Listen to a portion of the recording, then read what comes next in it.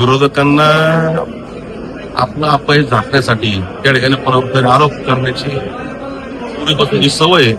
परंतु त्यांनी जे काय आरोप केले त्या आरोपाला योग्य ठिकाणी योग्य त्यांना त्यांच्या सांगितलेल्या भाषेमध्येच आम्ही उत्तर देऊ याची त्यांनी काळजी करू नये.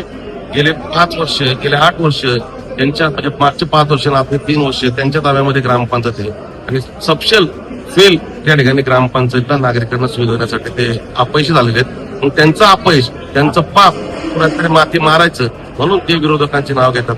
मी त्यांना माझा सवाल आहे तुमच्या ग्रामपंचायतमध्ये सांगता आपण की विरोधकांनी अडवलं त्यांचं नाव घ्यावं त्यांचं पेपर दाखवावं की निश्चित कुणी तुमच्या स्कीमला विरोध केला आणि का केला. विरोधकांनी जर तुमच्याबद्दल तक्रार केली असेल तर तक्रारीचं कारण काय त्यामध्ये आपण दोषी आहात का किंवा आपण काय चुकीचं त्याच्यामध्ये केलंय का याचं आत्मपरीक्षण आत्मचिंतन करण्याची त्यांना वेळ आहे.